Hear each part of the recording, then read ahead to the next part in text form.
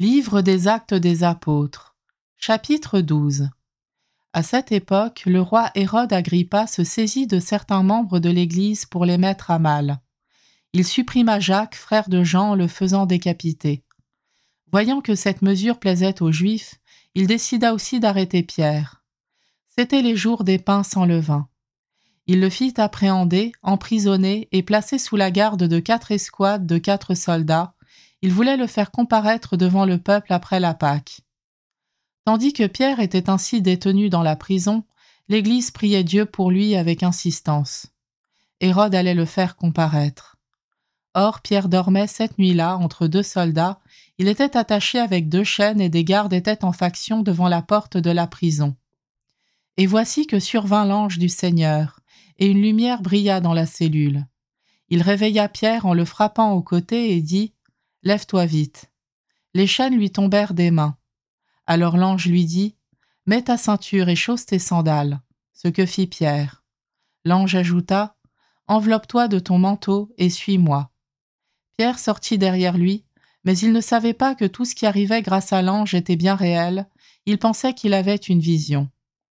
Passant devant un premier poste de garde, puis devant un second, ils arrivèrent au portail de fer donnant sur la ville. Celui-ci s'ouvrit tout seul devant eux.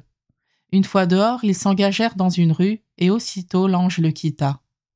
Alors, se reprenant, Pierre dit « Vraiment, je me rends compte maintenant que le Seigneur a envoyé son ange et qu'il m'a arraché aux mains d'Hérode et à tout ce qu'attendait le peuple juif. » S'étant repéré, il se rendit à la maison de Marie, la mère de Jean surnommé Marc, où se trouvait rassemblé un certain nombre de personnes qui priaient.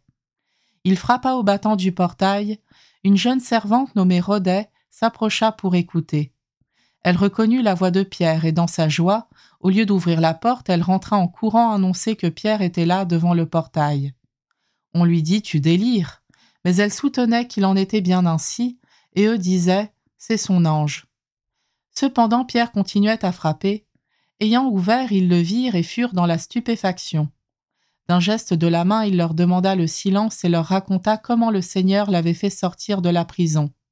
Il leur dit alors « Annoncez-le à Jacques et aux frères ». Puis il sortit et s'en alla vers un autre lieu. Au lever du jour, il y eut une belle agitation chez les soldats. Qu'était donc devenu Pierre? Hérode le fit rechercher sans réussir à le trouver.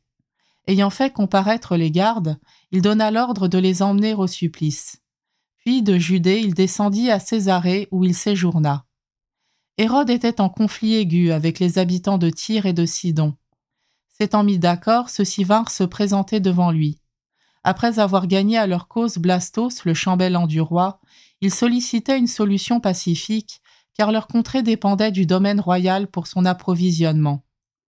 Au jour fixé, Hérode, ayant revêtu les habits royaux et siégeant à la tribune, se mit à les haranguer.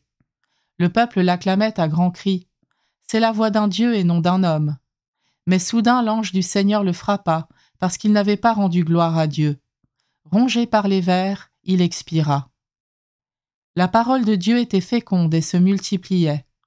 Barnabé et Saul, une fois leur service accompli en faveur de Jérusalem, s'en retournèrent à Antioche en prenant avec eux Jean, surnommé Marc.